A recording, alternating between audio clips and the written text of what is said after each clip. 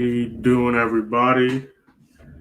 Thank you for joining us. We do have one. Oh, and I think we he has just joined us as well. So, What's going on, lads? hey, how we doing? How we Hey, doing? boys. Phil, Mark, how you doing, mate?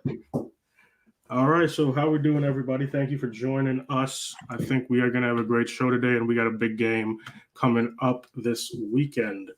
Um, I got Mark with me, Phil.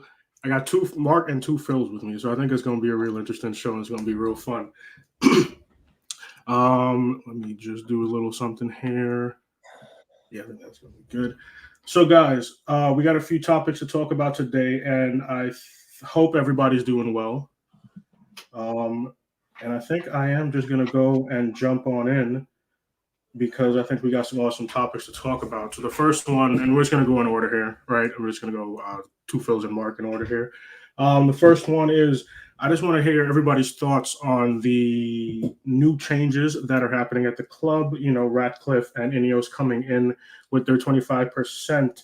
Um, for me, real quick, I just want to say I'm just kind of on a prove it type of thing. I just want to see if anything actually does happen, whoever it was that actually was coming in. Um, but do you guys think they are going to be able, with the 25% and within the the powers that they're being given, actually make the changes to help Man United get back to where they're gonna or where they're supposed to be? And Phil, we'll start with you and just go in order. From me, M. Phil Marsh. Yeah. Phil, you go ahead, mate. Okay. Sorry.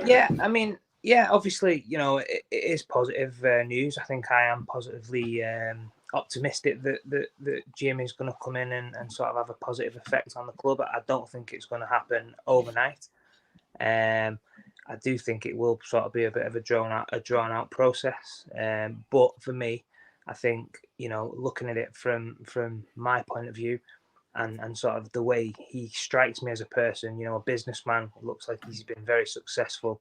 I don't think he's sort of money driven anymore. I think he's obviously made it vocal that he's a supporter of the football club, and he has been for a very long time. So for me, I'm hoping that he's coming in with the attitude of, can I be the person that brings Manchester United back to the pinnacle of English and world football.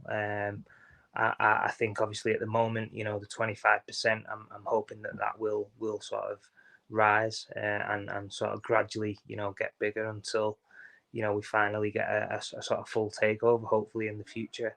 But yeah, I think obviously at this moment in time, it's still early days, and there is a lot of things that need to happen, in between that to get to where we want to be and where we need to be in terms of the ownership and sort of getting all the other things in place, recruitment and all the stuff that's happening in the background that's obviously nowhere near good enough, which is having a detrimental effect to where we are on the pitch as well. So yeah, I am optimistic that things will start to improve. Mm-hmm. You want me to go next, Hamma? Yeah. Phil, you can go ahead next. Yeah, so look, for United, if you were to ask the Glazers in private to define success, I don't think you get a football answer. I think you get a business answer, if they're honest. There's absolutely nobody at United currently whose job depends on them winning trophies, which tells you all you need to know. In fact, I don't think a United manager in the last 10 years would have been sacked if they'd have finished top four. United have sacked managers the day after winning a trophy. They sacked Van Gaal after winning the FA Cup, which is probably an equivalent, if maybe not with the Europa League, but with any other trophy that's been won in the last 10 years, it wasn't enough to keep him in a job. The managers that got sacked were sacked when it looked like they weren't going to qualify for a revenue stream. So United are a football club not trying to win the league. They're a football club just trying to finish in the top four. Now you're going to have people in there that are not being paid to try to make United successful, or paying for the privilege of trying to make United successful. So they immediately have skin in the game. To change the culture at United, you have to change the priorities of the owner. Any employee in any business works towards the goals they're incentivized to achieve.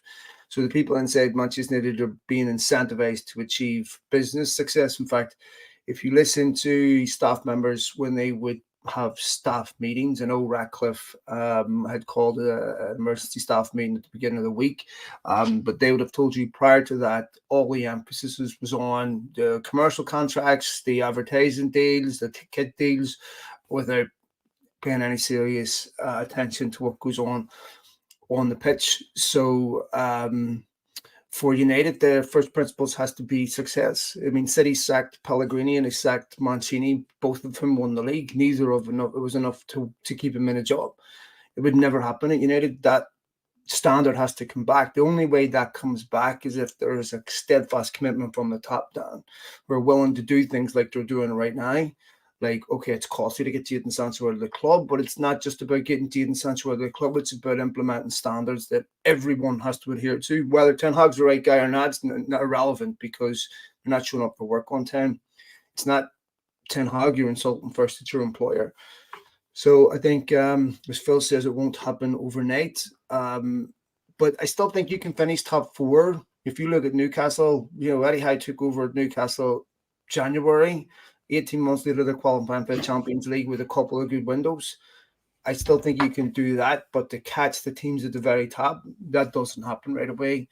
And I thought there was a very telling clip with Jesse Marsh yesterday saying about how fractured United's key departments are and how they aren't. There's no symmetry. They aren't integrated. There's no data sharing. There's no even someone incapable of looking at the data and seeing what it infers. So, the professional level today, if the biggest difference between the game now and 30 years is on the sports science side. If you aren't paying attention to that, there's no way you'll catch someone like City over 38 games. Yeah. Hey, Mark, same question to you, and I actually throw this on top of it too as part of the overall thing. Excuse me. Do you think that's also going to be an issue? And after Mark goes, you guys can toss it in that too, because I will say that if it was correct reports that the Glazers also still have to have an agreement on whoever the next CEO is currently as well. So throw this into the topic as well. I don't know really. I'm assuming that the 25% based on what we've been hearing through the media is basically Ineos taking full control of the commercial side of the club, where the Glazers are still lying in the pockets of the opposite 75, really, and I think that will be for a long time. Like, I think, like what Phil had said, it's definitely not going to happen overnight. Like, there's such a big infrastructure to take place here, and we haven't been the team that Ferguson left us per se. Since 2013, we're so far off it. You can turn around and say, well, Ollie finished second, and finished second under Mourinho, but like, we were still so far off the pace from top to bottom. I'm not just talking about a squad here. I'm talking about infrastructure from the top. So I hope Ineos come in and ultimately are successful. But I think we deserve it. I know that sounds fickle-minded as a football club, but you can't have such a juggernaut of world football deplete. Like I said, in the past 10, going on 11 years now, since Ferguson left the helm. I hope it is literally a turn of the tide. But again, I said it previously, but it's not going to happen overnight. There's a lot of things we're going to see over the next coming months. And yeah, I think top four it's basically we have to fight hard, in the coming months, and hopefully we can turn the tide around, because our season's been absolutely abysmal. Like, let's be honest. I know people can say we've injuries, and there's no doubt about it. It's definitely played a part, but ultimately, we haven't been half the side we were as last year, unfortunately. So that's where I'm at with that. I just hope that Ineos have full control in regards to the infrastructure of the club, commercial side, and the Glazers are still going to line their pockets. We can't help that, but ultimately, I hope it's a step in the right direction with Ineos and Jim Radcliffe and that, with their initial 25% ownership of the club. I mean, the Glazers don't own the other 75%. It's just the way the Class A, Class B shares work. But you're right, Mark. And the thing is, because they don't own the other 75%, there's a legal responsibility for them to be on boards. Not that they don't have soft power boards that actually make strategic decisions because the other shareholders have to be represented. So when you see Joe Glazer on a football board, it's more it's more symbolic than anything else. It's really, he's not going to have any decision making power. Where I'm trying to find how do they marry two completely different ideologies that almost stand in opposition to each other? I mean, I don't know. The one thing that the Glazers judge success on a profit and loss column, not a win-loss column. So these are people that there's a reason why they wanted into the Super League, which was non-merit based fiscal reward. They would have been happy to finish bottom of that as well because they don't really care. So they wanted to insulate United from any consequences from failure, and it's guaranteed revenue. That's all they were really interested in. So be interested to see how they work this with Ratcliffe. But Ratcliffe doesn't want to give 1.3 billion away to lose. I mean, what would be the point of that? But finally, we'll have people evaluated based on a very clear definition of success. Yeah, I agree with you, Phil. I think ultimately, I find it strange. So I know, like, we can constantly say, and I'm in agreement that they're there to line their pockets, and they have done. Going on 2 decades nearly. But ultimately, they didn't take 7 billion. Ultimately, what was supposedly offered for the club. In fact, they took the share of 1.3 billion. So obviously, like what you're saying, to mirror it, it's a financial outlet. They're obviously making a hell of a lot of money off the club. They didn't walk away with their shares, as per se, as a family. So there's obviously something there that we don't know about. They do a lot of what do you call NDA, non-disclosures and things like that. Like they're very well clued in. Just on that, not go back to Phil. I think they had serious doubts about the legitimacy of the Qatar bid. And whether it was genuine or not. And of course, this is where the issue came with Richard Arnold, where the split really started to happen between the Glazers and Richard Arnold, because most people inside the club wanted the Qatari bid because of self-interest. They understood that Jim Ratcliffe was going to come in, do an audit and replace a lot of people.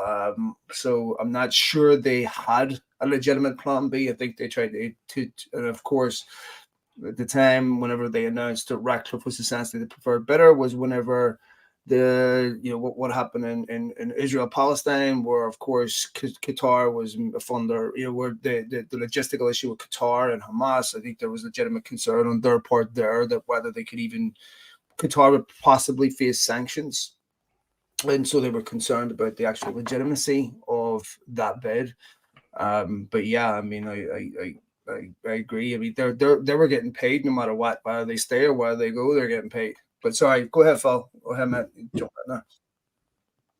No, to be honest, lads, I pretty much agree with everything you've said, and you guys know a lot more about that side of the things than me. I'm not really, up to scratch really with all the ingoings and outgoings of what's going on. I just try to concentrate more so on the football and sort of, keep my head down with that. So I'm happy to move on with that. Well, let me ask you something really quickly, because obviously you have more experience in this. One of the things that I thought was quite interesting in the Laurie Whitwell piece was the issue between Nicky Butt and John Murder, which was essentially a clash between this is how we used to do things, this is how we want to do things.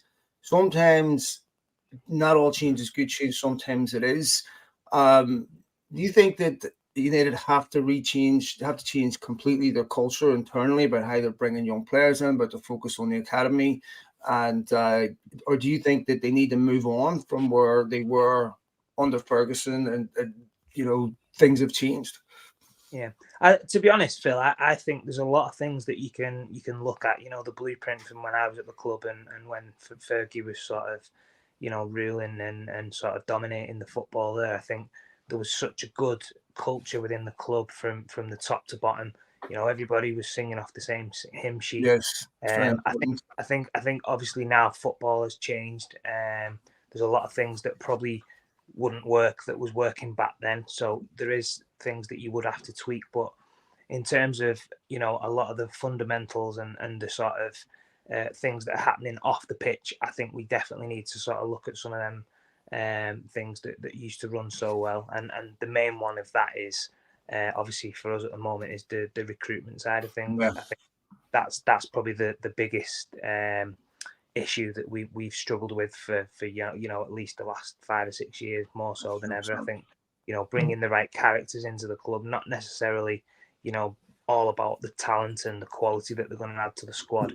Are they the right characters to bring into the changing room that young lads can look up to as a role model, they can learn from, they can be the right people that are in and around the changing room and bringing the best out of each other. And I think that's where we massively need to sort of improve and get better at that side of things.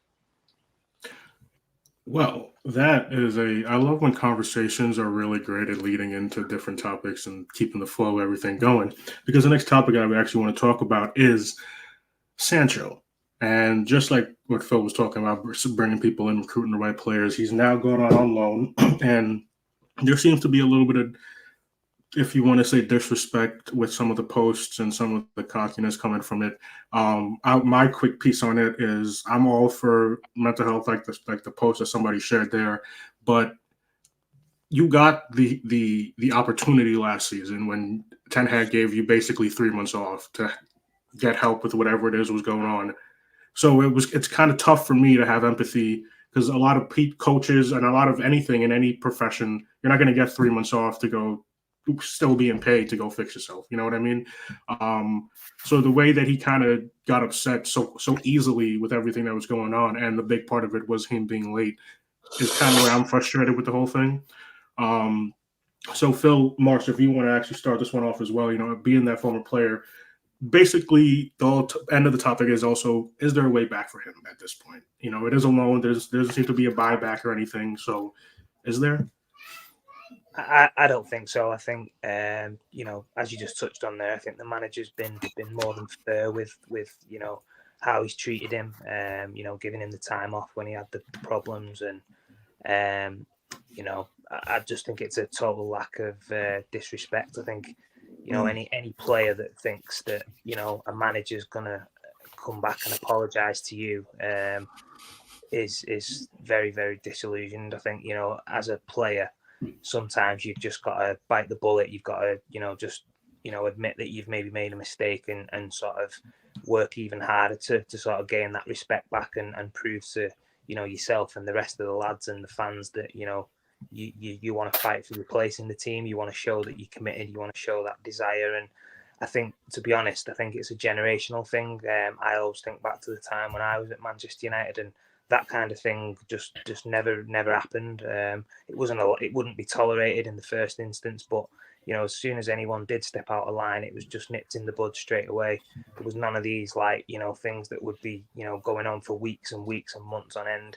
Everything was dealt with in house. It was never shared in the media or got out of the Carrington sort of four walls. So for me, I think the way he's dealt with it and gone about it is totally ridiculous, really. And as you say, we've seen some of the posts now, a little bit of needle in them for me. And I just don't think that there is a way back for him. I think obviously fans wouldn't tolerate him coming back and playing. I just can't see that there is a way back from my point of view, anyway.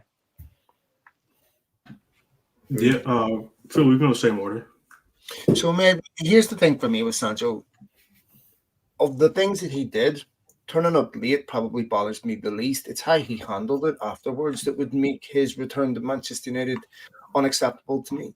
So, life happens. So it doesn't matter whether you're a football player, whether you work at the office. Sometimes people show up to work late because shit happens, right?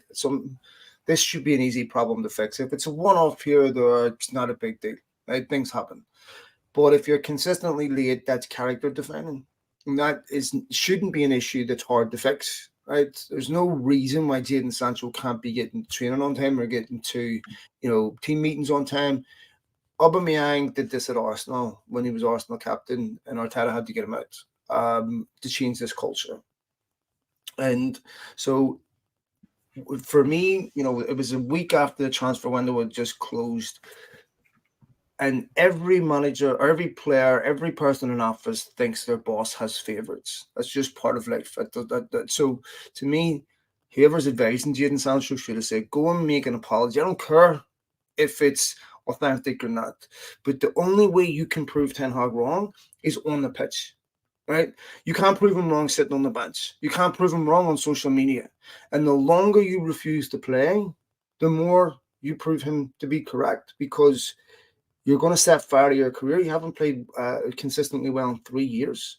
You can get away with some things. Everything's a cost-benefit analysis. If you are putting exceptional performances on the pitch, George Best wasn't always on time to training, but it's one thing when you're not always on time and you're going on a Saturday and you're scoring 3 goals. Your tolerance for that type of thing changes a bit.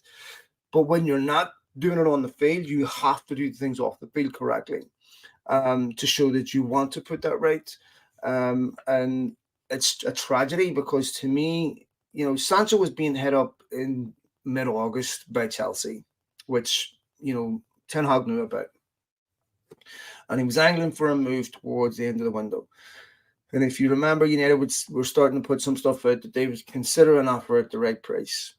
Didn't happen. And so it's a bit of a hangover from that. But this has been going on with Jadon since he was at City. I talked to Paul Dickoff about him, in City's academy when he was moving on. And it's a shame because he has immense talent. But what happens at this level, is so much to do with psychology. You have to be an exceptional player to get to that level. Anyone who's played football knows the layers you have to go through before you get to a club like United are unbelievable. There are no bad professional footballers. Every one of them are exceptional. But what happens after that is so much to do with psychology, so much to do with how you're treated, your personal circumstances, your personality, your character, all these different things. To me, if you don't have the discipline to show up on time, no one's ever realized their potential doing that. Mark, go ahead. Yeah. Again, similar. I just don't see a way back for Jadon Sancho at this point. Ultimately, I think we spent an awful lot of money on promise at the time. He had a very good couple of seasons in Germany, no doubt. But I think we almost, as Man United fans, fell in love with this is a local lad from Manchester who played for Man City in their academies and their youth sides and done very well. Went abroad, absolutely tore it up in Bundesliga, and then obviously our bid substantial that was accepted. But again, you can boil it down to the recruitment, because ultimately you don't just go ahead and pay such money for a player. You do your homework on the player. What's his like what Phil was saying, the psychology and everything behind it, and how professional it is. This lad, ultimately, over the past couple of months, he's shown that he's not professional. He's not a Manchester United player. We're talking about this fella who's been up at till 3 and 4 a.m. in the morning playing Xbox and things like that. Manchester United fans look at this and he's, they just, we're sick of that cohorted player at the club, literally bleeding the club dry in regards to financial outlet. And again, nothing but disrespect, like what Phil Marsh was saying. Like, he signed for Borussia Dortmund yesterday on loan, by the way, until 6 months' time, and he's there kissing the club badge and things like that. Like, we hadn't got a performance of Jadon Sancho. I don't know if you agree, lads.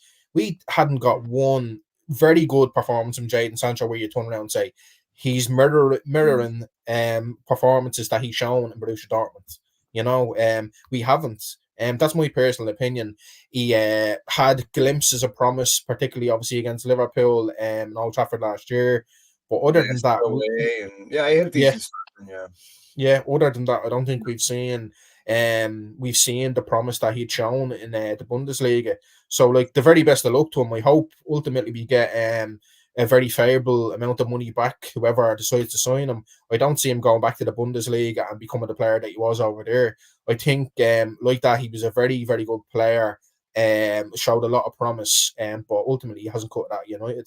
That's the other thing is, Mark, he had a decent pre-season, and United were trying to find a position for him because he wants to play in the left. Doesn't have electric pace. A lot of his assists were coming from central positions, and if you remember in pre-season, they were playing him in that false 9 position, and he was doing all right. Actually, he had a decent pre-season. He missed that sitter against Leeds that he should have scored, but he had a decent pre-season, and it just seems to me that this was the worst time for him of all times. You know, Anthony had this issue hanging over his head. He knew about that back then, right? I mean, it was public news before the Spurs game. He knew about this issue. And I just don't understand why someone didn't sit him down and go, look, there's finally a number 9 at United, okay? Get your head down for the next 6 months. We'll revisit this 6 months. And, you know, but sitting on the bench for the next, I mean, what sporting director's going out saying, you know what, we need Jadon Sancho as a solution to our problems, and you get teams taking risks on you, and so it just is so. I mean, Phil, you'll understand this. I mean, it just the kid has so much talent, and it's the setback of his career. It's unbelievable. Phil, just quickly on that, I don't know what you guys think, and obviously, I genuinely think that. This day and age, I think it's just sort of a generational thing with a lot of the players, and I think you look at a lot of the players, and you're a product of your environment, and I think there's a lot of these players that nowadays just seem to me as though the football isn't even the number one, maybe not even the number two. There's so much going on. There's so much other things that are sort of consuming their lives, and the sad thing about it is that it doesn't seem that they have the hunger and the desire to want to try and prove people wrong, and they want to try and show that they can sort of overcome adversity. Because let's not beat around the bush. The amount of money these guys are getting, they are going to make mistakes, they are going to do things, but a lot of these players don't seem to me that they have the fire in the belly to when they do make a mistake, or they do have little bits of adversity to come over, that they want to really put that extra effort in. Stay on the training ground, work hard, get myself even fitter. I want to, eat all the right. I just don't get that vibe from a lot of the players these days. That when I was at the club, and certainly a lot of the players I was fortunate enough to have role models and look up to. I just don't see that, and it's a shame because we've got so many good young players coming through the academy and the system at the minute. It's a shame when you've got the likes of Kobe Mainu and people looking up some of these players, and it's not right for me. It doesn't sit right. Just on that, Phil, sorry to say, I was talking to Stevie Nicol a while ago about this, because we were talking about how those players, we were having the same conversation about whether this was a generational thing. I was saying, Hillsborough happened, they watched people dying on the field. They're playing 2 weeks later. The Munich Air disaster happens. Within 10 years of the Munich Air disaster, Sir Matt Busby, who was led the last raids, lost 8 of his players, had rebuilt the whole football club to win the European Cup again. Bobby Charlton was back on the field a couple of weeks later. You're looking at this, you're going, it's quite incredible the psychological load that they were able to bear and still go out and play. I'm not saying this should affect everyone the same way.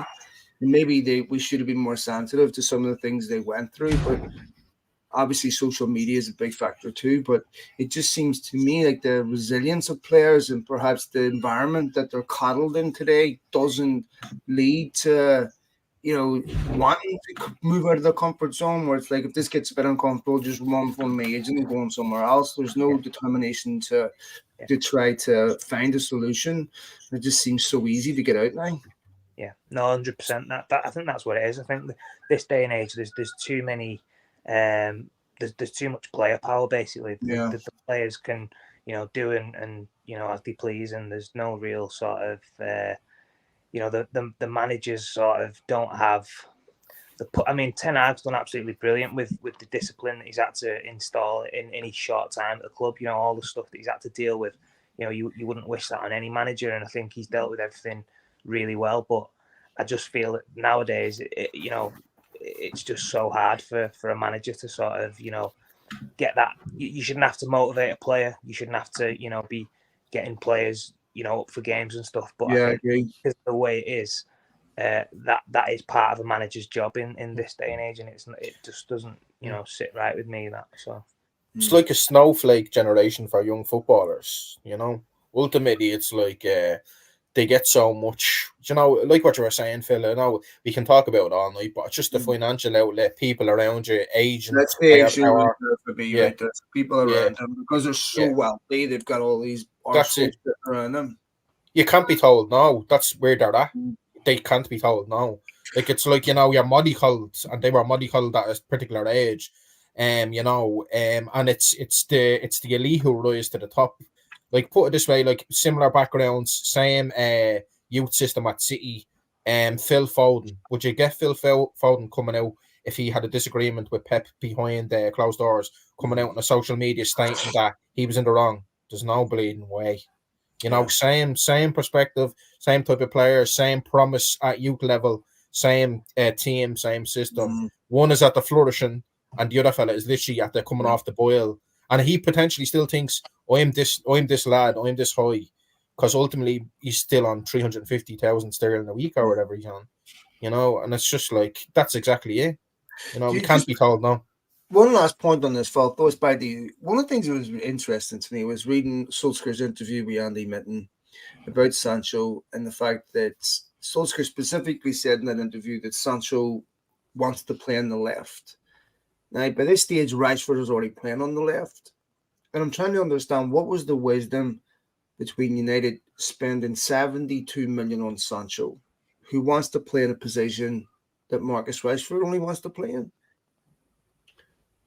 Yeah, I mean, I don't understand it. I think originally for me, when we signed him and I thought he was going to be playing on the right, I was thinking, oh, great, we've got someone who can beat a man. You know, he's got a bit of trickery, he's got pace. We're going to get crosses into the box. What we've been crying out for a long time, somebody who can, you know, do what we've all seen in the past in terms of getting balls into the box and a supply line. But I think because of the way the game's changed and a lot of the sort of systems now that, you know, have players that like to drive inside and cut in, and it's almost like inverted forwards. I wasn't surprised really, because obviously with him being right-footed, a lot of players do want to play on the left because they can cut in and get shots off and stuff. But yeah, it again boils down to the recruitment and not sort of doing the full vetting of you know, the players that we're bringing in, and do they fit the systems and want to, you know, come in and sort of prove themselves wherever they're playing. You should be happy to be playing in any position, you know. But you know, and I'll just, if I could just, and you all can keep commenting too if you have more on it. I just want to say on two things. One is for Sancho, an example right in front of you should have been Ronaldo, because Phil, I think you brought it up about how, you know, maybe certain people with certain levels of careers and certain output on the pitch might get more of a leeway. But you saw Ten Hag yourself not even give a shit about Ronaldo. So what makes you think he's going to give a shit about you? You don't have a fraction of the career that Ronaldo has or the output that Ronaldo can have. But then the second thing I want to comment to is a generational thing y'all are talking about. And I do agree with some of it, and even though it is technically, I think, part of my generation. But I also think some of it is environment around there. And it's something that I hear about a lot about in the NBA. And it's just like what you guys are talking about is like the player power. There's too much player power. And some of the young guys aren't as hungry as they were back in the day. But for me, I think it's also the locker room. Like, we only now have somebody like Casemiro in that locker room. And we let a few people who might not have been playing a lot, but were probably important to the locker room leave before we got some new people in. And I think that's an issue. A team that I could think of, and again, it's an NBA thing, is the Miami Heat with God damn it, now I'm forgetting his name. But he was like he I don't think he played more than 60 minutes in the last 2-3 years that he was on the team. He just rode the bench. But he was a culture guy. He was a leader guy. He's a guy who had been there for over a decade. He retired this season, and then they hired him at a position within the team on the business side to still be able to contribute to that leadership. So I think that's another issue as well. Both the recruitment and bringing in people with the wrong mentality, but even when we bring those people in or we promote somebody from the youth team, they're not surrounded by people that, Phil, you might have been surrounded by to look up to you, like you said, role models in the locker room and how to be professional. Yeah, no, massively. I think, you know, just touching back again to when I was at the club, I think, you know, I was lucky enough to be at the club when we had so many great characters, you know, Roy Keane's Year of the World. And, you know, as a young player coming through, you know, you sort of intimidated by him, but in a good way. You know, he's got that authority. He's somebody who will keep you in line, but also put his arm around you when you know you maybe need a little bit of a pickup. And I think that is a massive problem that we have got at the moment in terms of the leadership in the group, and sort of for some of these younger players that are coming through and looking up to some of these guys. You know, there's been a lot of problems at United over the last couple of years, and some of these younger players are seeing this and sort of obviously the manager's dealt with it really well, as good as he can, but because of the player power, these younger players are looking at it and thinking, oh, how can that be tolerated? What is this really the way you sort of act if you're a professional footballer? And again, I think that comes down to not having the recruitment side of things nailed down and bringing the right people into the club.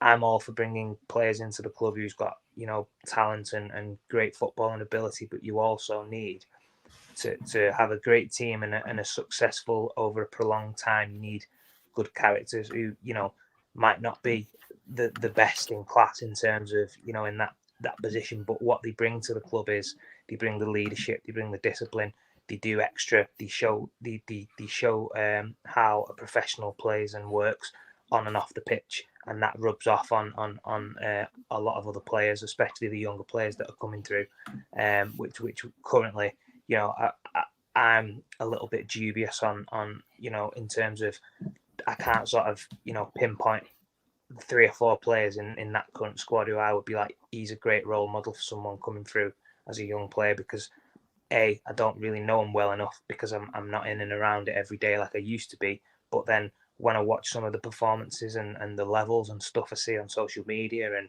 the body language, and when we're sort of struggling in the game and we're in a bit of adversity, who's the one who's going to roll the sleeves up and really dig us out and sort of get G a few of the lads. I don't see enough of us in this current squad that do that, and I think that's a massive part of being successful.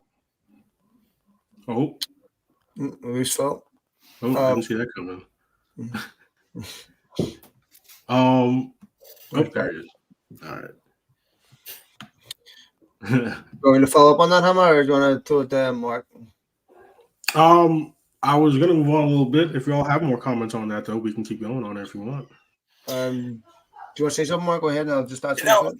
What I wanted to say, Phil, is just like, albeit I agree with what you say in regards to like the level of like what like the characters around the dressing room, what we would have had when yourself, Phil Marsh, was coming through, but ultimately there's still players there of distinction. Like we're failing to forget, as per se, that like we've Johnny Evans in that squad that was there under Alex Ferguson, and that like there's no way that someone like Johnny Evans isn't putting their hands around Jadon Sancho and saying like reel it in, like he's not going to be the type of player that's going to not give advice, as per se, and something like that. I don't know, that's my 2 cents on it. I know obviously we don't have a multitude of characters in the dressing room, and like I said previously, players of like when Phil Marsh was there ultimately, but there's still players there. There's still players there, Casemiro and your Johnny Evans and players of that caliber that are distinguished. And like I said, Johnny Evans was at that club when Alex Ferguson's there. There's no reason to why he didn't have a chat with him. Anyway, that's just my 2 cents on that. Here's the thing for me: when you ask someone to be a leader, you have to define where you want them to lead you to first. So otherwise, you're blindfolding someone and saying, "Go lead me." Lead you where? The top 4. As soon as you turn around to players at the start of the season and say top 4 is our goal, you can do that after a bad season because that's realistic. But if you finish top 4 and you say top 4 is our goal again this year, what you're essentially saying to players is we've no ambition to win the league, and losing is okay because it's not going to be terminal to our season. You lose at City, it's a nightmare, right? That is unacceptable. You lose at United, it's like, we'll be all right because as long as we finish top 4, it's going to keep you in a job. So you constantly have this mishmash of players that are there because United don't want to pay to replace them. Players that are there to win something who eventually lose interest and become aimless after a year or two because they see that this treadmill just constantly repeats of all we're trying to do is maintain. Every time United have finished top 4 the following season, they finish 6th. They're not trying to improve. Arsenal finished top 4. They go out and buy Declan Rice, whatever you think of Kai Havertz. They're going to buy Julian Timber. They're trying to make sure we push on. When was the last time United finished top 4, went out and scanned 2 or 3 world-class players? Just look at what they did every year. They do that. So this is the part of the problem at the football club is it doesn't have a very clear defined target. And you've got players that are good enough to get you there and players who aren't. The other problem is outside of the Premier League, when you get outside maybe the top 2 or 3, and maybe outside the bottom 2, there's not a massive amount of difference in the quality of the teams. So once you have a couple of injuries to key players, I mean, we frame Bournemouth as a small team, 10,000 seater stadium, spent most of their life in the lower leagues, but truthfully, they're probably a bigger budget than AC Milan. I mean, there's about 7 or 8 players in Bournemouth that would walk right in the United team, or certainly on a squad basis, vice versa. Once you get past 3 or 4 key players, the quality isn't that much different. So, you see it with Newcastle, as soon as they get a couple of injuries, they go on this losing streak. So I don't think Ten Hag has the squad to deal with injuries yet, because that cumulative quality that City have been able to build year after year after year isn't there at United. And this is why they're constantly rebuilding, because they never truly build. They just try to get cruising altitude. The Glazers is top 4, stay there. Win the league wasn't really interested us, just as long as we get that revenue stream at the end of the season. And for players like Ronaldo and top players, they're not going to tolerate that. They're going to leave. Winners will leave. I mean, United are lucky they still have Bruno Fernandes, in my opinion, because I think he has one player that could leave and still go to a top club. But, I mean, most of the players United have, I mean, you look at the team that played against City, how many players in that City, get the team played against City, would get in City's team? I mean, I would say Bruno, maybe, an on-form Rashford. You look at Tim Hard was cut out of United for. He drops the ball against Porto. That was enough for Ferguson to bend him. Look what Taibbi was kicked out for, a couple of games, gone. Right? But now you can survive at United for a long time without being quality. Jadon Sancho's another one. Yeah. It's a multitude of bad signings ultimately, and the infrastructure is poor. So I think, like, when your signings haven't shown fruition that you would have hoped for, and when injuries start to come into the club, then that's ultimately where you see, okay, well, we're actually a poor side here versus, we're a very good side, because we're a long way off being a very good side. And we'll see in the coming weeks, we have players back from injury. The likes of our big players from last year, Licha Martinez and the likes of Casemiro. So this is now where you have to say, okay, we're coming into potentially a full squad without a multitude of injuries. What can you do now? Can we kick on and hopefully get as far or as close to Champions League place as we can, as possible? Or are we just going to stem the tide, like what you said, up and down with results, a decent result, then get hopped off again? It's been a hectic season, and like I said previously, I think that we just all want to see the back of it, really. At this point, I feel like you guys just can have hacked into my phone and you can see my questions. So, Mark, I'm gonna just I'm gonna do a reverse rotation, and you can keep going. With some people coming back, as Ten Hag has said, the likes of Casemiro, Martinez, and maybe even Shaw, potentially for this weekend. Mark, you can start, and we'll do a reverse order this time. How are you guys confident going into this game with the potential of those type of players coming back into the squad? I'm much happier, number one, based on the fact that such players are back. I don't see, maybe Luke Shaw will start, based on the fact that when he's come back previously from substantial injuries, he can withhold even without being match fit. I haven't seen such from the likes of Casemiro or Licha Martinez. I don't see them starting. And it's just very good that they're back in the squad, obviously. Very good players. Licha Martinez, one of our top performers last year. And we're struggling at the back, obviously. Very happy. Like I said, it's as a fan club and a fan club, basically as a club as a whole, as a fan, you want to see how can United kick on now. Now it's not about excuses. Our injuries ultimately have curtailed the season, there's no doubt about it, but how can we now push on as a football club and hopefully get back into European spots in regards to Champions League versus Europa League or Europa Conference League, and hopefully we don't go through a bad spell of injuries as per se again, based on what we've had this year, unfortunately. So yeah, I'm looking forward to it, but I'm not hopeful in regards to Casemiro or Licha Martinez starting. I'd say we'll start with Luke Shaw, based on the fact he trusts him. He's been out with injuries before. He's been thrown back in, and it's like nearly like he's never left. But the other two, particularly Licha Martinez, has been out for a long, long time. So I see him starting on the bench, and as well as Casemiro, and I'd say Luke Shaw potentially be thrown in. Phil Brown. I think Spurs play that high line. I think for United that probably suits them a bit. I think that the front three picks itself with Garnacho on the right, Rashford on the left, Hoyland down the middle. Still a little concerned about Hoyland should have scored against Wigan. But I think I'd be surprised if Casemiro and Martinez start the game. I think they'll look more towards the FA Cup game, Eastleigh or Newport. But it's encouraging that they're back. Look, I think if there was one centre back United could not do without, because it was pivotal to how they play, it was Lisandro Martinez. In fact, you could probably scale United's decline from when he got injured against Sevilla. Casemiro of last season did not start well this season, we have to be honest. Was a great Mason Mount, still has to find a place in this team. I still can't understand why Mason Mount was signed. I mean, if you look at what Mason Mount in the first couple of games, there was a problem with him playing too high. And, you're getting caught out. When they play McTominay, it's exactly the same problem, is that he plays where Mason Mount was playing, where he plays too high to get caught out in transitions. And, you saw it against Forest. I still don't understand how he can fit into this team. Ten Hag, just like a lot of United employees, are essentially in an interim position right now.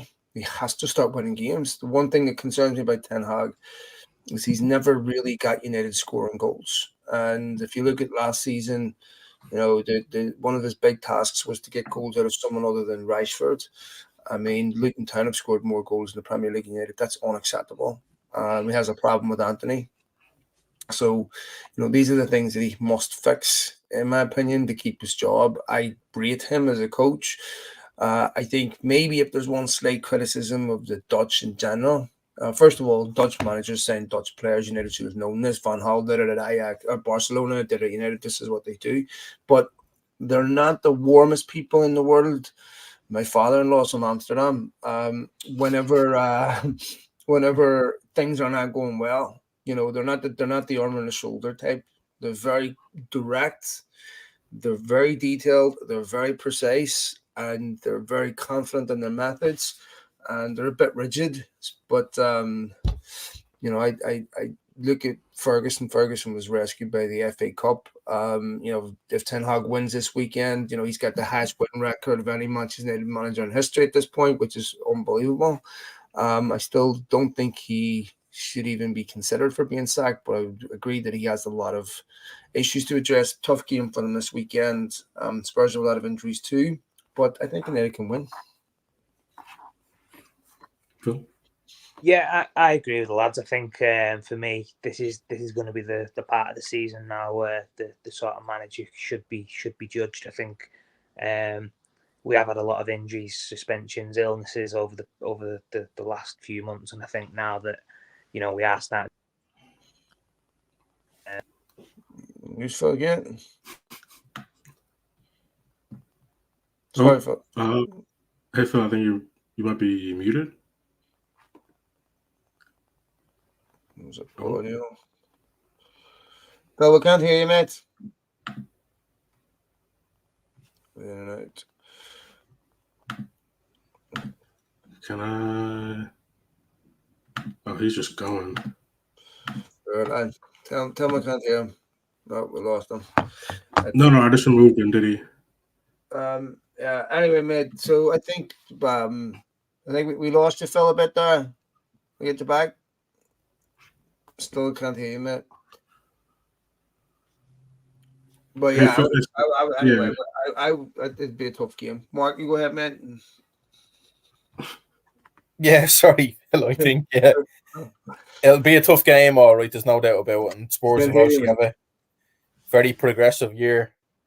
But I'm looking forward to the game. Like what you're saying, Manchester United can go out and win here on Sunday. We're albeit potentially lackluster performance, or we could get a performance like we've shown once or twice this year. There's glimpses of promise, So look, I'm looking forward to the game, and I'm looking forward to see how we'll set up against such a side, like you're saying, such a high line and things like that.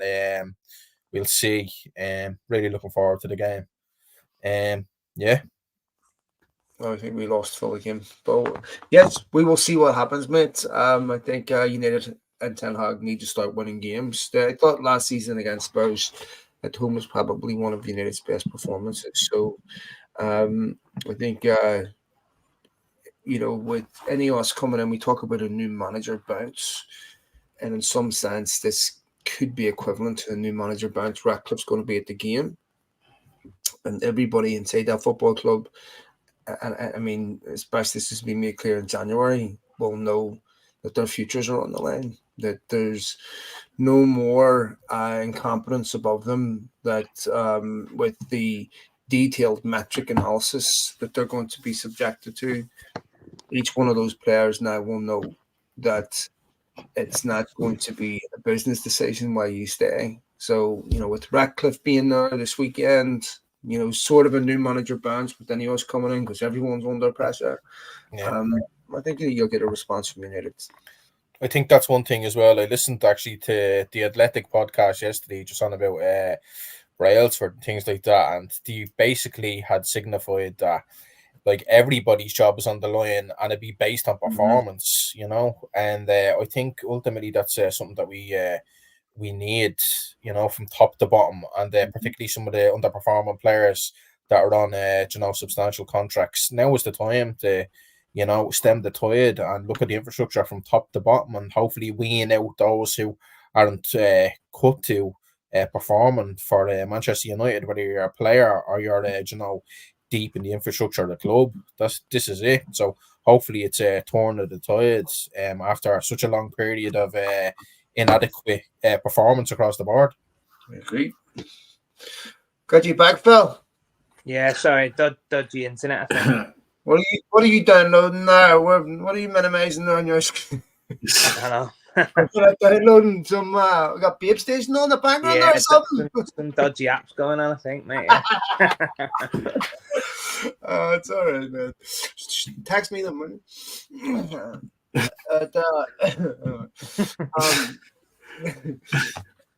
Anyway, yes. So, I'm gonna run, lads, because I gotta go get my kids. Unfortunately, I was hoping somebody would call check the taxi services and get them for me, but no.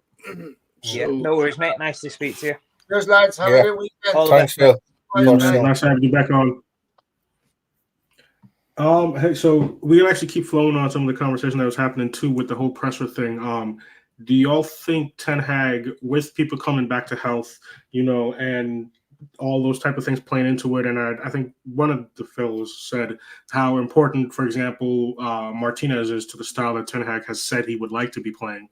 Do you think there is immediate pressure for his, and I kind of agree there might not, I don't think there should be because of all the injuries and everything, but do you think there is immediate pressure for his job with all that people coming back from injury?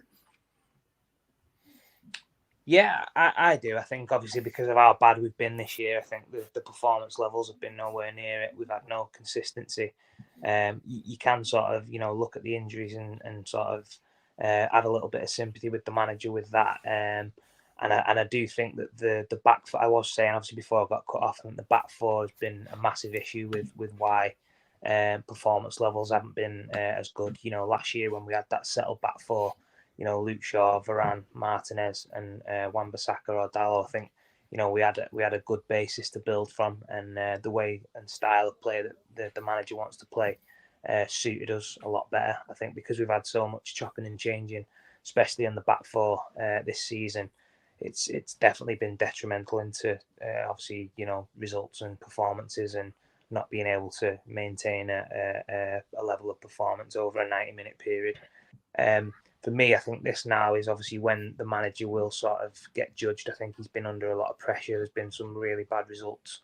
The Bournemouth 3-0 at home stands out in recent times. And obviously the way we sort of whimpered out of the Champions League.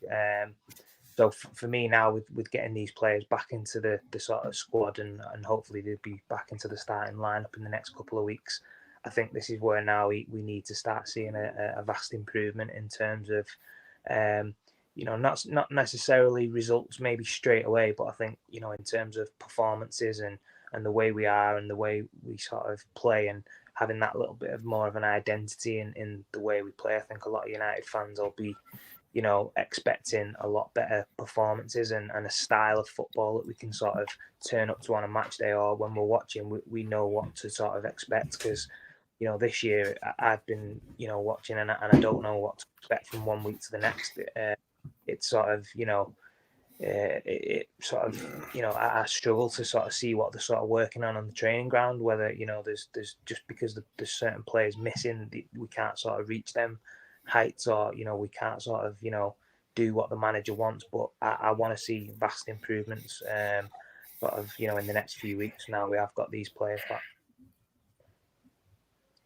Yeah. Mark? Yeah, I think the same. I just think that we need to get some form of identity back, really. We've had such a poor start to the season, really. We're just about halfway through, and we need to start winning games ultimately and scoring goals. We just do not score enough goals. And like that, what Phil was saying, just in regards to the back four being so topsy-turvy, with injuries. Now that we have the likes of Licha Martinez and Luke Shaw, players of that caliber back, hopefully we can kick on. Because if not, well, then ultimately I think it will, whether it's the end of the season or in the next couple of months, cost Ten Hag his job. Because I said it a couple of weeks ago on the podcast. I'd be the first one to say I do not want Ten Hag to lose his job. I want him to be given time and to see ultimately what he can do for our football club. But football, at the end of the day, and I said it before, it's a results-based business, particularly these days where it's more cutthroat. And again, with Ineos at the helm, are they going to have such lackluster performances based on an overall capability of a squad as per se? I don't think so. Who to get in if it's a case where he is sacked? I don't know. That's the bigger question. But I just hope that we as a club can kick on, like I said, over the next couple of months and ultimately string results together. Like, we want to go to games and view games and feel a sense of proudness. I know I said it previously, but I went to 2 games so far this year. Wolves started the season and Luton, they're going back a couple of months ago at this rate. And both games I walked out the ground and I said to myself, like, what was that? Like, as in, we don't get me wrong, it sounds ignorant. We won both games, but it was just, it didn't, even around the ground, it didn't feel like, it was the same football club that I'd frequented to last year, based on obviously Ten Hag's first year at the helm. So, yeah, it's worrying, but hopefully with our injured players coming back, there's going to be a different method of performance. Just a quick one as well, just before we sort of move on. I was just wondering and interested in what you guys think in terms of Rasmus Højlund. I actually put a tweet on there the other day after the Wigan game and was just sort of saying, do fans realistically think that this guy is going to be, a 15-20 goal a season striker sort of in the next couple of years? I mean, to be honest, I actually feel for the lad. I actually like him. I think he's got a great attitude. He works hard. He's obviously only young. He's still a little bit raw. He's still learning. For me, I think in terms of when we talk about recruitment as well, obviously he's been brought in. For me, we definitely needed to sign another striker as well to come in at the same time as him to sort of alleviate a little bit of the pressure from him, because I think he's been through in at the deep end and sort of, we're expecting him to sort of, pull up trees straight away and be banging goals in left, right, and centre, which I knew probably wasn't going to be the outcome that was going to happen straight away. So in that respect, I do feel sorry for him. I'm just wondering, what you guys think and whether you think, he has got potential to maybe, be a 15-20 goal a season striker, maybe with somebody else who could come in and maybe learn from, a bit of experience. I think in January, could we bring someone in? Maybe he could take a bit of the pressure off him and maybe learn from, in terms of a sort of more rounded, experienced striker.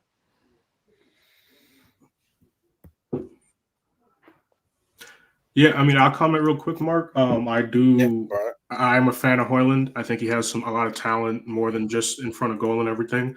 But I do agree that he is kind of thrown into the deep end. So I think a couple shows ago when I was on, I commented that it seems like he still doesn't know how to use his frame. Like he has a really good build and has some really good size. He still doesn't seem to know how to use it because whatever game it was, he was getting bullied by setbacks. Yeah. So I learn how to be a professional, So I think he has it, and I think he can do it, but he's only 20, and that's where the biggest issue coming from. I think he hasn't learned how to like you said, to help him along.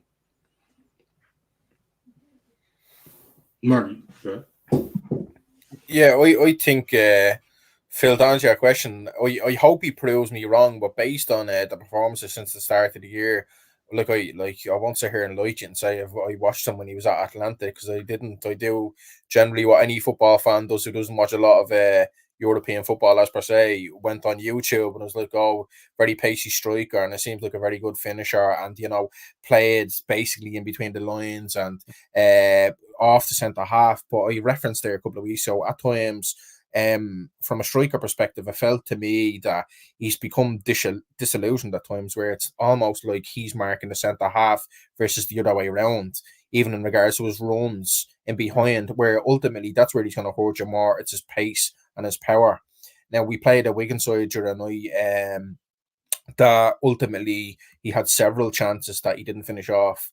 So, to answer your question, from a 15, 20 goal perspective, I hope he proves me wrong.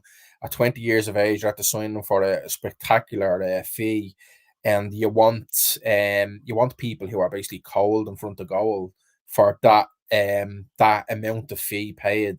And he hasn't shown that yet. It's people can go back and argue and say, "Oh, but he done relatively well in the Champions League and he scored a lot of goals." Yes, that's fair enough, but ultimately now we're out of the Champions League, and second of all, we lie in as a 7th or 8th position in the Premier League. We need someone to start scoring goals. And I know people say, well, he's only 20 and, with signs of promise at her. But unfortunately, this Manchester United Football Club, you are signed for a reason. That was to score goals. And your number one job is to now score goals, and you have to start showing that. We can go back and say again, and I agree with you, Phil, he should have brought a second striker in, who we don't know. Potentially, obviously, there was rumour about Kane coming in prior to Hoyland. He refused. We sold ourselves short in that regard. He's there on his own now as the number 9. I wish that he did have someone behind him, as per se, to guide him, because that's all you can do with a 20-year-old. He's not the finished article. But I hope he does show. That he can prove me wrong. But I'm just not seeing it at the moment. Not on his play. Like I said, I think you can become very disillusioned when you're asked as such a huge, massive football club to be the focal point of the squad, and he's not performing to his best of his ability. Yeah, I think that's the main point I'm making. Obviously, you look at the depth of the strikers we've got, and basically behind him, we haven't got anyone other than, you could look at maybe Joe Hugel, is it, to come up, step up? Is he ready? No. And Anthony Martial has obviously been proven to, you can't hang your hat on him. So it's definitely a position that we need some more strength and depth, because I do feel sorry for him. As you say, it's a massive shoes to fill at such a young age.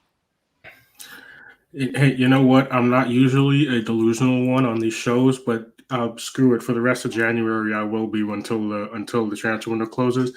Bring me Benzema. I don't give a shit. Bring him in on a 6-month contract. Let him score goals for us in the Prem, and let him mentor the kid, and then do whatever he wants after that. Right? Like, who would be perfect? Who came in? When Zlatan came in and took Martial's number off him. I think someone like Zlatan at this moment, obviously not now, he's too old and whatever, but someone of that ilk who could come in and sort of help Hoyland and show him, and he can watch him training and how he goes about himself. I think that would be someone who would have been perfect at this moment in time to bring in on a short-term deal, just to give the lad a little bit of respite, and obviously to watch and learn from in training would have been ideal. every so often we seem to pull it out of the bag with a striker, particularly in January. Now, albeit our last striker in January didn't go too well in regards to a goal scoring perspective, but like we brought the likes of Henrik Larsson and things like that in back in January that done very well at the club. Hopefully we can get someone of that ilk, but I don't think There's not many Smith. about, is there? There's not really No, many about. that's the problem. Yeah, That's the problem. You know, like it's the like that's like in world football, it's hard to get a striker to score goals. You know, that's why so many teams are starting to invert with, you know, a false 9 and things like that, nearly playing a 10 in the 9. It's because, you know, it's what it is.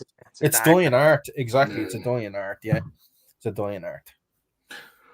Well, all right, guys, we've had a pretty good show. It's been running pretty long, so I'm going to go ahead and wrap it up here, and we are going to wrap it up with some score predictions. Mark, if you want to go first, and then Phil, let us know how you guys think where it's going to play out for us or overall tomorrow. I'm not going to tell you who's going to score. I won't give you a prediction of the goal scorers, as per se.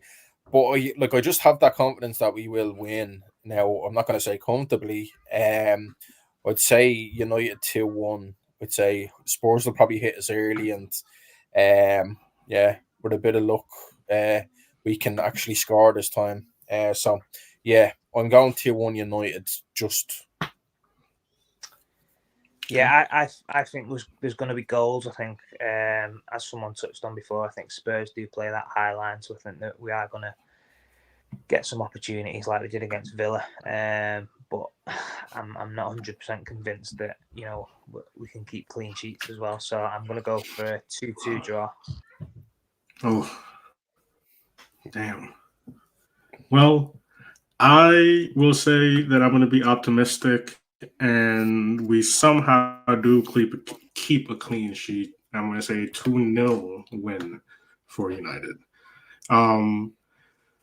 Hey, look, I appreciate y'all joining me. I know I think we all had some connection issues today. I was having some of my end too. I don't know how much it was showing up. Yeah. Thank you for everybody in the comments. The comments were active today, and some of them were funny. Some of them were thought intriguing. Sorry for getting a little bit of a debate with Ronaldo going. Didn't mean to spark any emotions for anybody on that. But hey, we got a big game coming tomorrow. Second half of the season, or January, second half kind of thing of the season coming up, and we got people coming back healthy. So hopefully, even though it hasn't been a great season, hopefully we will be able to go ahead and end it on a more positive look of things and a more shinier output going into the next season, and hopefully we can keep things going.